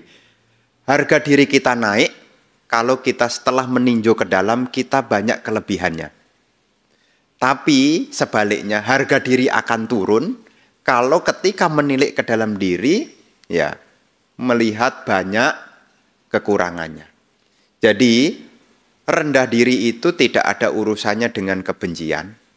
Rendah diri itu karena penilaian yang terlalu fokus sama kekurangan. Dalam istilah lain adalah minder. Sudah diderajatkan. Sudah minus, ya, ya, minder jadinya.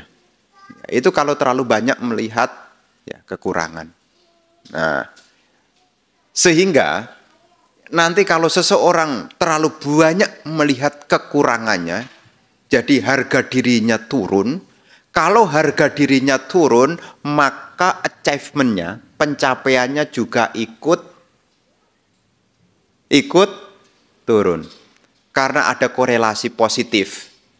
Ya, korelasi positif antara self-esteem dengan achievement. Kalau self-esteem-nya meningkat, prestasinya juga meningkat. Kalau self-esteem-nya turun, prestasinya juga menurun. Makanya namanya korelasi positif. Ya, korelasi positif. Jadi kalau sini naik, kalau ini turun, ini turun. Namanya korelasi positif. Jadi, kalau kita terlalu banyak melihat kekurangan, ya kan setiap orang ini ada lebihnya. Ada lebihnya loh. Tapi lebih ini kaitannya yang positif ya. Jangan lebihnya lebih malas ya. Tapi kalau yang lebih ini adalah yang positifnya. Ya, jadi jangan sampai saya ketemu orang nih, saya tanya, Bante, sebetulnya kelebihan atau kekurangan ya? Apa saya tanya? Sebetulnya kelemahan itu, sebetulnya kemalasan itu kelebihan atau kekurangan ya Bante? Ya itu ya kekurangan, tapi saya malasnya lebih loh Bante. Jadi mengacu apa? Ya kekurangan itu mengacu kepada hal-hal yang tidak bermanfaat. Ya, tapi kalau kelebihan adalah mengacu kepada hal-hal yang bermanfaat. Setiap orang ini punya nilai manfaat. Ya, kita pada dasarnya punya nilai manfaat. Itu loh. Hanya kemana kita fokus, ya kita yang tahu. Ya, kita sebetulnya punya nilai lebih. Ya, tapi memang kadang-kadang orang ini kan, apalagi budaya Asia ini, kalau disuruh menyebutkan yang positif itu merasa ya dibilang nanti sombong bagaimana. Tapi kalau disuruh menyebutkan yang negatif, tidak usah pakai mikir. Tidak usah pakai mikir. Padahal ada hubungannya antara harga diri dengan prestasi.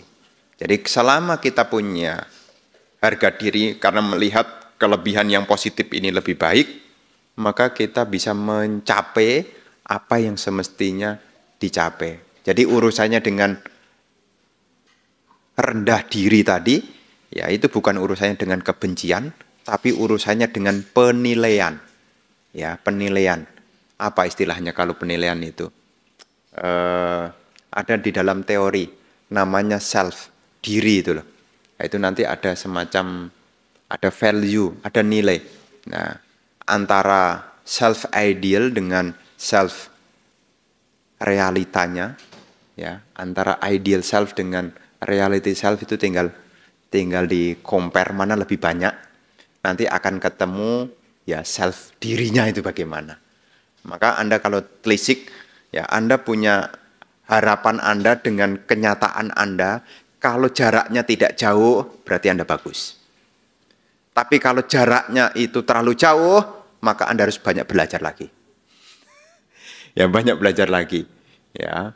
Jadi di sini kembali ke pertanyaan tadi, ini bukan urusannya kebencian, ini urusannya penilaian. Ya. Begitu ya. Ya.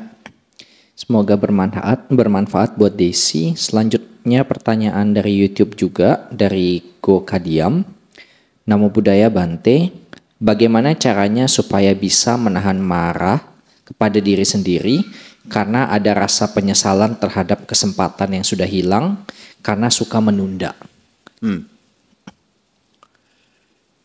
Sebetulnya yang perlu diingat ya, kalau kita mau memulai sesuatu, mulailah. Jangan terlalu banyak diamati. Kadang-kadang kita mau melakukan sesuatu sudah dikasih pengamatan dulu. Ya, makanya dalam dunia ini kan ada dua. Ada yang menjadi aktor dan ada yang menjadi observer. Dalam diri kita ini ada dua hal. Ada yang berperan menjadi aktor sama berperan menjadi observer. Maka kadang-kadang Anda juga terlalu banyak observer, terlalu banyak diamati, akhirnya mulai tidak ya. Tapi kalau saya menyarankan, ya supaya memperbaiki yang sudah terjadi, kalau punya ide yang baik, segeralah dikerjakan. Karena kesempurnaan itu hasil dari pelatihan. Jadi kalaupun belum sempurna, tidak jadi persoalan.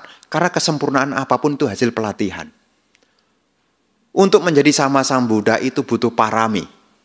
Parami itu adalah sika, pelatihan. Jadi jangan nunggu sempurna baru mulai. Ya, tapi mulailah hingga sempurna. Kadang-kadang kita baru sempurna. Makin dilihat makin tidak sempurna. Makin dilihat makin tidak sempurna. Ya, tapi mulailah. Dari mulai itu akan menuju sempurna. Jadi ketika ada hal yang mungkin sudah berlalu, ya latihan melepaskan, ya. Tapi ingat, ya, kalau punya ide gagasan, segeralah dikerjakan. Kalau tidak dikerjakan, maka dikerjakan orang lain. Kan kita pernah dengar kan? Itu dulu saya juga punya ide begitu loh. Dulu. Tapi kenapa diambil orang? Karena tidak dikerjakan. Iya, tapi kan kita bingung mulainya. Mulai aja. Jangan terlalu banyak dipikir. Kalau memang sudah mantep, kerjakan. Nanti dengan berjalannya waktu, nanti dengan sendirinya, ya menunggu sempurna tidak akan bisa kok. Ya tidak akan bisa. Anda mau jadi biku, bisa ceramah, nunggu sempurna tidak bisa. Tidak bisa. Anda harus melewati bagaimana rasanya pegang mic grogi. Dilihat orang kemudian macet, tidak bisa ngomong. Itu Anda harus lewati dulu. Tidak bisa tiba-tiba Anda berbicara, tidak bisa. Ya, sudah dihafalin sampai tengah sambungannya apa. Ya tidak apa-apa. Ya namanya semua ini kan menuju sempurna butuh latihan. Termasuk ya latihan sabar. Ya latihan mengulang. Karena semua ini tidak ada yang kebetulan. Gitu loh. Karena kesempatan itu kita tidak tahu kapan datangnya. Tapi persiapan kita tahu kapan mempersiapkannya. Kan ada tuh teori zaman sekarang kan mengatakan ya, sukses itu karena pertemuan dua hal. Kesempatan dan persiapan. Orang bisa berhasil karena ketemu dua hal itu. Dia punya persiapannya dan ada kesempatannya. Kesempatan tidak tahu kapan datangnya. Tapi persiapan itu yang tahu. Ya, kita tidak tahu kapan kesempatan dikunjungi orang. Ya, kalau orang dagang itu, ya kapan dipesan orang kan kita tidak tahu. Yang kita tahu adalah membuat persiapan. Karena dari persiapan ketemu dengan kesempatan, jadilah keberhasilan. Ya, contoh misalnya ada lowongan pekerjaan. Kesempatan tidak lowongan kerjaan itu? Ya, kesempatan. Dibutuhkan les bahasa Inggris. Dibutuhkan guru les bahasa Inggris. Karena tidak pernah belajar bahasa Inggris, maka kesempatan ada tapi tidak bisa ngambil. Yang bisa ngambil siapa? Yang sudah punya persiapan. Lowongan kerja itu ada. Kesempatan itu ada. Yang menjadi terabaikan karena persiapannya tidak ada. Dan kamu siap enggak? Aduh enggak siap Diambil orang. Kamu bisa enggak? Ini ada pesanan banyak nih. Aduh enggak siap Diambil orang. Ya. Kamu bisa enggak ini? Waduh saya enggak bisa Kamu bisa punya teman enggak? Waduh saya enggak pernah keluar Soalnya saya enggak enak bertemu dengan orang nanti timbul kemarahan. Loh enggak punya persiapan. Ya. Tapi minimal kalaupun kita tidak punya sumber daya, tapi karena ada teman itu juga bisa loh. Ya, karena sekarang kan ada namanya network system ya. Ada jejaring sosial. Kita jualan, misalnya jualan sembako. Ada orang tanya besi, bisa jual enggak? Bisa, direferensi. Itu teman saya di sana itu loh, dapat persenan tuh. Ya, jadi persiapan itulah yang harus dimiliki gitu loh. Jadi dalam hal ini apa yang sudah berlalu ya biarlah berlalu. Sekarang persiapan apa yang dibutuhkan ya Anda mau apa ya disiapkan dari sekarang. Makanya hidup ini ya, kalau hidup ini kita benar-benar sudah bisa planning seperti mau berpergian, hidup ini sangat indah sekali loh. Anda mau pergi kemanapun, Anda rencanakan enggak? Anda mau pergi ini bulan apa ini? Bulan Maret. Bulan Maret pergi ke Jepang atau ke Korea masih dingin. Kalau Anda pergi ke Jepang dan ke Korea, sebelum Anda sampai sana, Anda sebelum berangkat, Anda sudah menghitung pakaian yang Anda butuhkan. Dan Anda sudah masukkan yakni pakaian yang tebal-tebal. Kenapa? Karena Anda tahu. Makanya kalau kehidupan ini kita bisa membuat seperti perencanaan mau berpergian, kita sebenarnya tidak kekurangan apa-apa loh. Hanya masalahnya kita langsung on the spot. Langsung, tidak punya persiapan, baru mentok, baru mikir. Ya. Tapi kalau kita seperti hidup ini seperti halnya mau berpergian, mau kemana, sudah direncanakan. Berapa hari? Seminggu. Kira-kira kalau pergi seminggu bawa baju berapa? Satu. Nah, itu kalau jadi biku.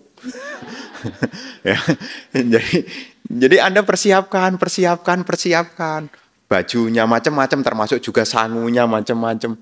Ya Anda sudah siapkan. Ketika sampai di sana Anda tidak banyak kesulitan. Demikian pula ketika kita menggapai masa depan kita. Kalau kita bisa memplanning, apa yang akan saya siapkan, apa yang akan Anda siapkan. Ketika tiba waktunya, Anda tidak akan kebingungan. Kenapa? Karena Anda sudah mempersiapkan. Ya, ini kan dari Singapura. Kalau Anda mau tengok orang tua pergi ke Indonesia, pakai perencanaan enggak? Pakai perencanaan enggak? Direncanakan.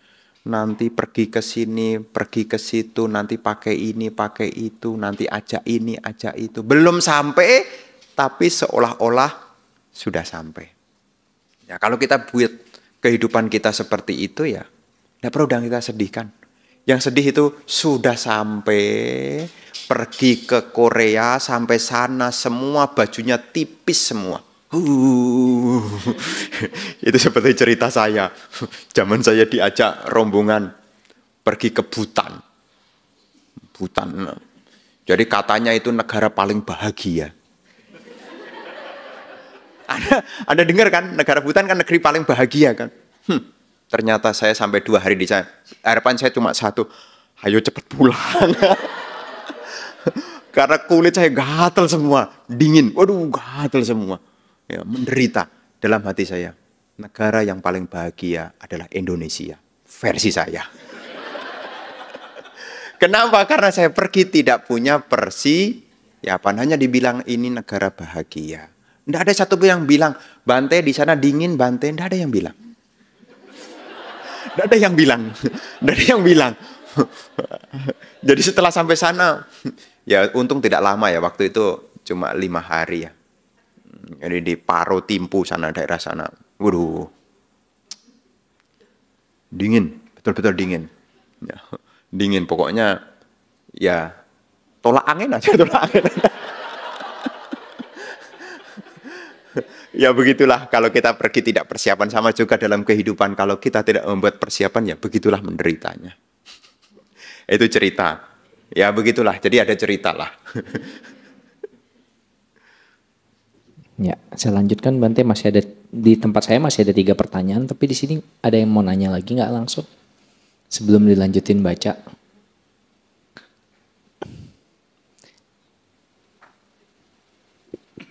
Ya, Bante, saya mungkin bertanya lagi. Karena kan tadi Bante ada bilang juga kalau ada kalyana mita, misalnya ada teman-teman, kita bisa tukar pendapat.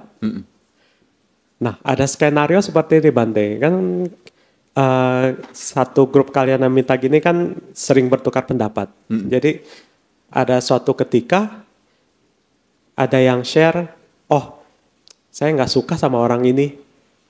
Walaupun dalam tujuannya itu mungkin lebih meluapkan ketidakpuasan atau personal. Ya cuma personal, tapi tidak ingin memancing keributan gitu. Tapi yang ditanggapi malah, oh iya benar, kami juga yang ini juga nggak suka, yang ini nggak suka, yang ini nggak suka. Walaupun niatnya itu kayaknya tidak memancing keributan, tapi malah memancing ketidakpuasan yang lain. Bagaimana itu Bante? Apakah membagi cerita seperti ini boleh dilakukan dengan tujuan bertukar pendapat, atau malah sebaiknya ya sudah diam-diam aja biar aman, semuanya aman, saya aman, semua aman gitu Bante? Iya, kejadian itu membuat di masa yang akan datang sebagai bentuk pengajaran. Meskipun itu bagus, tapi kalau teman-teman itu pada tidak sehati, lebih baik di skip aja. Seperti kita mengatakan jeruk ini enak. Dia aja tidak suka kok kita suruh paksa jeruk. Ya kasihlah yang suka. Ya. Jadi kalau dia tidak suka ya tidak usah di. Kan sudah tahu dari pelajaran yang pertama. Jadi jangan sampai ya mengulangi yang kedua, ketiga. Nanti lama-lama bukan hanya yang di-share itu, termasuk yang nge-share juga. Yang tidak disukai, ya termasuk yang nge-share juga. Jadi dari pengalaman satu, Ya, sebagai ya lihat bagaimana responnya. Kalau responnya karena kok lebih banyak yang tidak suka ya, yang berikutnya ya enggak usah. Tuh, karena kebaikan ya kebaikan, tapi mesti diingat kadang-kadang lingkungan ini punya penilaian yang tidak sama. Gitu loh. Jadi harus bijak. Jeruk itu vitamin C. Tapi apakah semua orang suka jeruk? Jeruk itu vitamin C. Ada juga, ya ini bukan ngomongin orang. Ada namanya obat yang baik, namanya temulawak. Katanya bagus untuk liver. Setiap kali pembahasannya temulawak. Temulawak, pokoknya dia pemuji temulawak. Setiap kali temulawak, temulawak, temulawak. Kalau yang pertama aja responnya temulawak itu adalah tidak menyenangkan. Ya tidak usah ngomongin temulawak lagi, temulawak lagi. Mau dipromosikan sebagaimanapun, kalau dia sudah ngunci, kan ada obat yang lain seperti selain temulawak. Kan ada kunyit, ada jahe, kan ada yang lain. Jadi pertimbangannya adalah ya bagaimana respon dari apa yang ditawarkan. Ya, jadi ini sifatnya kan demi kebaikan. Jangan sampai versi kita adalah baik, tapi versi orang lain belum tentu baik. Kita harus menjaga ya hubungan dari melihat ya keadaan. Gitu loh. Ya, jadi disitulah yang menjadi pembedanya. Ya, jadi jangan sampai kita berpikir baik, tapi malah membuat ya hubungan menjadi tidak baik, kan juga harus. Karena grup ini kan banyak. Ada Kalyana Mita di sini, cocoknya ini. Ya udah.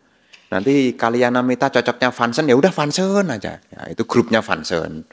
Kalyana Mita yang meditasi, grupnya meditasi, meditasi aja. Pokoknya pembahasan meditasi, meditasi, meditasi. Itu. Ada juga yang sukanya kunjungan ke Pantai Jompo, ada. Setiap nge-share ajakan Pantai Jompo.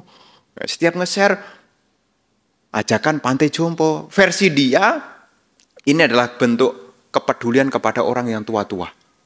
Tapi versi yang lain, masa enggak ada tempat yang lain? Ya, jadi dalam hal ini ya kembali di mana kita berada, ya. Ya, karena waktunya Bante, jadi saya bacakan 3 pertanyaannya satu-satu ya. Yang pertama itu pertanyaannya adalah, apakah bisa menggunakan kemarahan sebagai motivasi untuk menjadi lebih baik? Nah, ini kembali ya. Marah, apakah jadi motivasi lebih baik? Nanti kita harus lihat, jangan sampai kemajuan yang kita peroleh ini atas dasar yakni kemarahan. Kenapa? Nanti supaya memotivasi terus, nanti marah terus. Marah terus. Kalau awal-awal mungkin pernah dihina, dia marah dengan kemiskinan, misalnya gitu ya. Dia marah dengan kemiskinan sehingga dia memicu belajar, mungkin oke. Kerja keras karena dia merasa marah karena pernah dihina, tidak dipedulikan oleh sesama keluarganya. Karena dia merasa paling tidak mampu mungkin. Dia marah karena keadaan, tapi dari keadaan itu ya dia merubah dirinya lebih baik. Tapi diingat, kalau sudah baik jangan balas dendam. Nah, ini jadi keliru ini. Ya. Yang jadi keliru itu kalau sudah balas dendam. Ini keliru. Dulu menyakitiku, sekarang aku juga bisa menyakitimu. Nah, ini keliru nih. Dulu kamu menghinaku, sekarang aku yang menghinamu. Nah, dulu kamu mengambil punyaku, sekarang aku yang ngambil punyamu. Nah, ini yang enggak boleh. Enggak boleh. Ya, kalau hanya sekedar untuk memotivasi yang baik, ya apakah untuk meningkatkan dia punya perform yang baik, apakah belajar, apakah skill, apakah kerja keras, saya pikir enggak masalah. Tapi jangan sampai di balik itu nanti endingnya balas dendam. Ada loh yang begitu loh. Ya, setelah itu dia balas. Dulu menghinaku, sekarang aku akan sengaja bikin acara untuk menghinamu. Loh ya ada gitu loh. Ya, ada gitu loh. Apakah kurang kerjaan Bante? Itu reaksi fisiologis, membuat reaksi psikologis. Dari ketidaknyamanan jasmani meluap menjadi ketidaknyamanan batiniah dan itu berefek pada balas dendam. Ya, jadi ada lanjutannya, bukan hanya berhenti di situ, ya. Ya. Itu kalau buat teman-teman yang nonton drama boleh nonton Glory, itu mirip, tapi jangan diulang, jangan dicontoh. Ya, selanjutnya Bante, pertanyaannya 2 bagian. Bagaimana cara melatih pengertian benar? Apa beda pengertian benar dengan penyangkalan keadaan atau denial? Nah, sehubungan dengan pengertian benar itu ada rujukan. Ya, dalam hal ini kalau kita umat Buddha, ya kita ada rujukannya, yakni mengerti nilai manfaat dan mengerti tentang ketidakmanfaatan. Dalam hal ini ya tahu tentang kusala dan akusala. Ini yang punya pengertian. Karena kalau kusala itu berbuah kebahagiaan, kalau akusala berbuah pada penderitaan. Ini pengertian. Kemudian kalau denial apa? Denial ini ya kadang-kadang tidak menerima keadaan. Ya, termasuk ya penyangkalan-penyangkalan itu. Yang pakai tapi-tapi itu loh. Ya, pakai tapi itu penyangkalan. Beda dengan rasionalisasi ya. Rasionalisasi itu agak mending ya, pakai referensi. Rasionalisasi, ya menggunakan rasionalisasi untuk, ya seperti tadi, jangankan manusia, semut pun kalau diinjak juga akan marah. Itu rasionalisasi itu. Itu rasionalisasi, ada referensinya, rasionalisasi. Itu loh. Ada referensinya, jangankan semut, tikus pun juga sama. Kalau sudah terpojok dia akan nyerang. Jangankan tikus, kucing pun juga sama. Kalau ditekan-tekan dia juga akan nyakar. Jangankan manusia. Pakai rasionalisasi. Pengertian membenarkan keadaan dengan rasionalisasi. Tapi ini juga sering muncul juga. Makanya tadi kan ada orang yang coba-coba ikut rasionalisasi kan. Coba Bante pikirkan. Coba Bante rasakan. Itu coba-coba untuk supaya saya ikut berrasio juga gitu. Ya, jadi ada. Kalau denial ini penolakan. Ya, dia tidak menerima dengan penyangkalan. Oh tidak. Ya, tidak. Meskipun diajarkan itu dia, bukan saya. Itu penyangkalan. Milikilah pengertian-pengertian yang benar. Itu cocoknya Bante, bukan saya.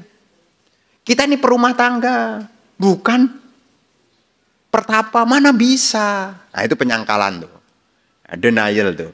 Jadi penyangkalan ini tidak pakai referensi, tapi ya dengan ya mengubah posisi-posisi itu. Begitu ya. Ya. Dan pertanyaan terakhir yang ada dari sini adalah ingin bertanya, ketika anger atau kemarahan itu muncul, menghadapinya itu dengan ditekan kemarahannya atau disadari Bante. Mohon bimbingannya. Sebetulnya banyak pelatihan-pelatihan yang bisa kita lakukan. Ya, secara fisik tadi saya bilang, ya secara fisik kita bisa mengatur, kita punya tempo nafas. Ini fisik, fisiologis. Karena apa? Karena salah satunya yang bisa merubah kita punya mood, emosi, itu salah satunya adalah nafas kita. Nafas ini kaitannya dengan jantung, jantung kaitannya dengan pikiran. 3 hal ini. Makanya kalau pikiran kita tenang, kalau meditasi nih, pikiran kita tenang, nafas itu enteng. Makin pikirannya tenang, nafas juga makin kelihatan. Makin halus. Jadi secara fisiologis yang bisa kita latih, kita bisa latih pernafasan. Kalau sedang marah, ya, misalnya jalan diambil orang. Kalau ini tidak mempan, ada cara kedua. Pakai motorik yang kedua adalah telapak tangan diarahkan ke dada. Sambil mengucapkan sabar. sabar. Ini salah satu juga. Kenapa? Ini juga mengarahkan ke kita punya jantung. Ya, sabar. Ya, termasuk juga ya secara fisiologis selain hidung, tangan, ya biasanya sih kita disuruh duduk dengan tenang. Cobalah duduk dengan tenang. Ya, duduk dengan tenang, rileks gitu. Disuruh begitu. Ini secara fisiologis, secara fisik. Secara mental, ya kita punya pengertian bahwasanya apa yang muncul ini kan sebab akibat. Loh, kita bisa ketemu orang itu juga ada ikatan karma loh. Termasuk ketemu yang kita cocokin sama ketemu yang nguji kita punya kesabaran. Ya. Ini juga ada gitu loh. Ada gitu loh. Kan ada kan orang, ada istilahnya Tom and Jerry. Pokoknya yang satu ngelitikin yang satunya terus. Ya satunya pokoknya kalau setiap kali ketemu pokoknya ya begitu aja. Sampai teman-teman bilang ini Tom and Jerry. Kalau ketemu kalau enggak ribut bukan dia dah. Ya ada, itu memang benar-benar gitu loh. Ya benar-benar. Meskipun satunya tidak melawan, ya, satunya tidak melawan, dia menerima begitu. Ya ini juga ada kaitannya dengan karma juga. Sehubungan dengan hal ini apa yang ingin Bante sampaikan? Secara sikap mental kita, apa yang kita hadapi ini juga rentetan sebab akibat. Jadi kalau kita marah, kita sadar ini sebabnya apa ya? Kok saya bisa marah ya? Apakah saya yang keliru? Ataukah karena keadaan yang menyudutkan? Itu kan kita bisa analisis. Gitu. Dari analisis itu kan kita tahu akar sebab musababnya yang menjadi pemicu ya dari kemarahan itu. Makanya kalau Anda pikir-pikir, ya kalau Anda pikir ya tidak terbawa perasaan ya. Anda akhirnya mengatakan, lo gini aja kok yo marah.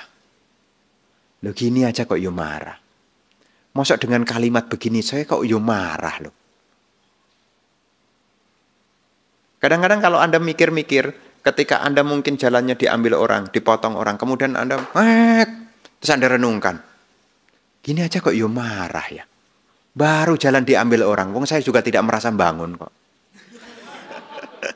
Merasa bayar pajak iya, tapi bangun kan tidak. Nah, kalau Anda renungan baik-baik, loh yo kok yo marah. Kalau itu kita anggap ini jalan milik saya, itu kan jadi marah. Tapi kalau kita renungkan, ini kan jalan umum. Yang pakai kan bukannya saya satu-satunya. Yang bangun juga bukan saya satu-satunya. Mungkin dia, ya kita mulai pemakluman nih. Mungkin dia sedang belajar. Sehingga belum tahu cara berkendara.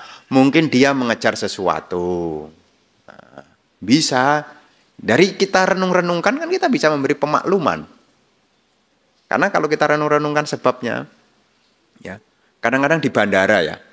Di bandara, kalau di pesawat itu. Kadang-kadang sebetulnya kan setiap saat kita bisa dipicu tuh. Berangkat pesawat 1 jam lagi, sudah ditunggu 1 jam, tambah lagi itu. 1 jam lagi. Sudah ditunggu 1 jam, masih nunggu lagi itu. Oh, ada yang sudah nyamperin.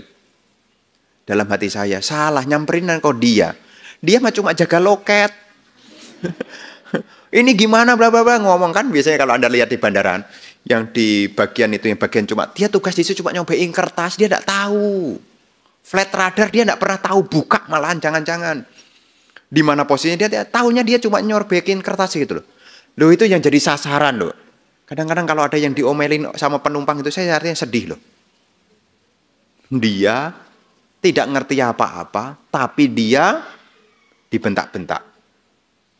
Kadang-kadang saya sedih. Tapi saya tidak berani nyamperin juga. Saya tidak berani juga. Tidak berani nyamperin juga.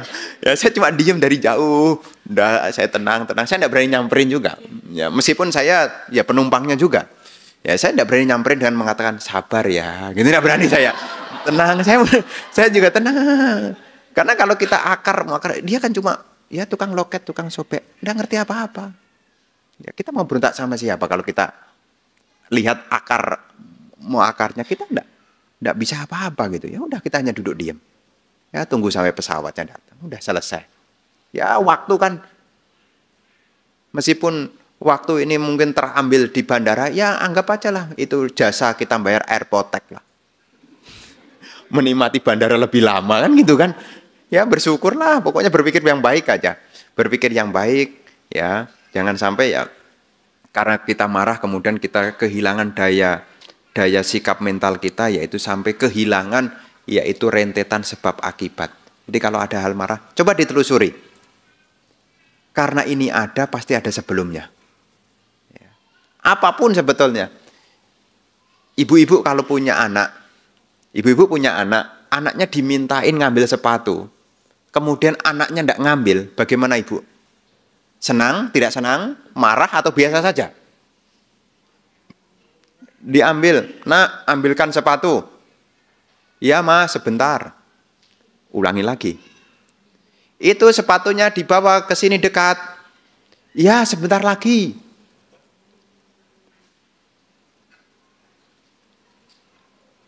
Bisa ngambil enggak? Iya, sebentar. Temponya makin berubah kan? Itu kalau Anda pikir-pikir, akar muhasabah kan cuma urusan sepatu. Kalau dia enggak mau ngambil, ya sudah, kitanya yang berdiri ngambil. Enggak usah mancing keributan. Kadang-kadang hal-hal sepele kan mancing keributan kan, gara-gara sepatu kan. Kalau direnung-renungkan. Ya, itu urusan sepatu. Kemudian kalau di rumah, nanti yang perumah tangga. Urusan bikin kopi, itu masalah loh. Istrinya dimintain tolong bikin kopi. Ternyata bilangnya jawabannya nanti. Bapaknya menunggu. Dijawab nanti. Urusan kopi aja jadi masalah loh. Kalau nggak bisa bikin kopi, ya bikin sendirilah. Kan bisa kan, tangan masih sehat kan.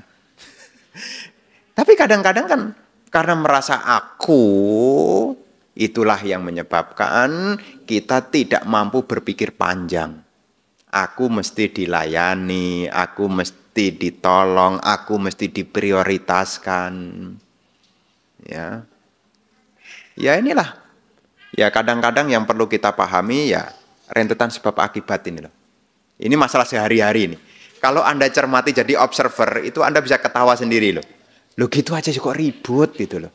Urusan air tidak dimatikan ribut loh. Keran itu loh. Airnya tumpah, lu ribut.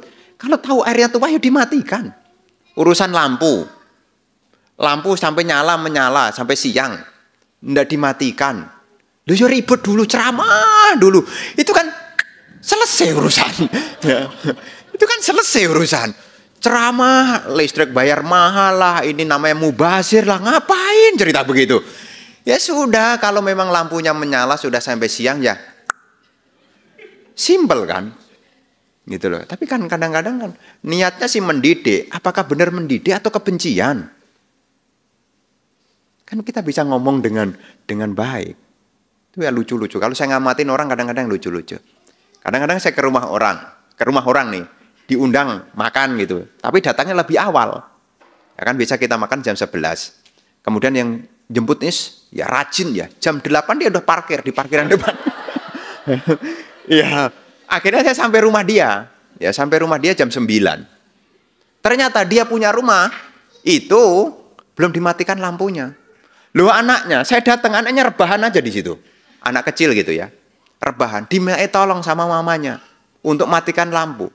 Loh dia disuruh matikan lampu, enggak mati-matikan. Akhirnya saya matikan. Loh selesai kan urusan lo. Hidup kok dibikin susah-susah gitu loh. Tapi kan di situ cuma berdua. Kan cuma berdua, anaknya sama saya mau nunggu dia, kok dia nyiapin makanan di dalam kan nunggu dia, cuma dia berdua.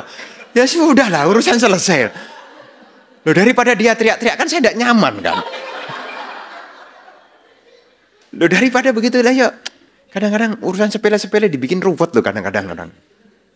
Loh, makanya jadi observer itu beda jadi aktor loh. Mungkin aktornya bener ya, tapi observernya kan ini kok aneh gitu loh.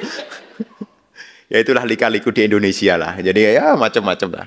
Ya, makanya ya unik-unik banyak cerita-cerita yang saya himpun, saya perhatikan. Kadang ke rumah orang yang lucu-lucu itu, lucu-lucu. Kadang-kadang juga itu ya pokoknya ya adalah cerita. Nggak saya sebutkan, nanti disimpan aja ya. Begitu ya. Sudah ya? Sudah ya Yogi ya?